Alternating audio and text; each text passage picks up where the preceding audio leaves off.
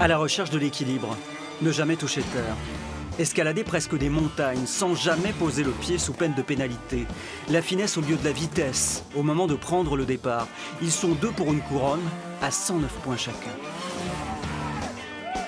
Il y a la pluie qui est venue un peu s'immiscer dans la nuit.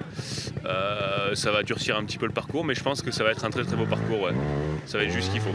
6h30 de course, donc on a 30 sections à parcourir.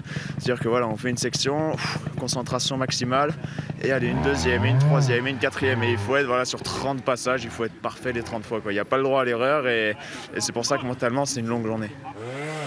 Au menu, parcourir 3 fois une boucle qui compte 10 zones d'obstacles, avec des moments surprenants pendant ce premier tour, où chaque pilote, accompagné de son suiveur, son conseiller, repère à pied les trajectoires à emprunter.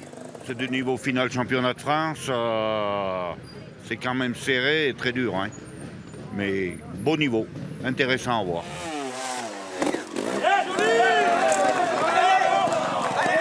C'est du spectacle, c'est-à-dire que c'est avec les gens, c'est des obstacles, ça les fait rêver parce qu'ils voient les gens qui montent sur des rochers qui sont énormes. Il n'y a pas de notion de vitesse, c'est uniquement la notion de franchissement d'obstacles et d'équilibre. Donc du coup, c'est vrai que ça en fait une discipline à part dans le monde de la moto.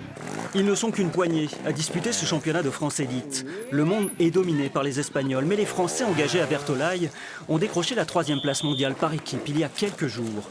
À la sortie du bois, on passe en mode urbain, avec des blocs de béton à escalader.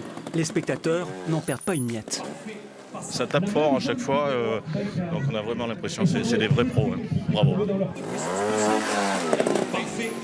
J'ai fait une petite erreur à mon goût qui m'a coûté pas mal de points, mais je suis très bien et j'ai la motivation, j'ai l'envie, j'ai le feeling, donc la course est encore longue et on va aller chercher ce titre.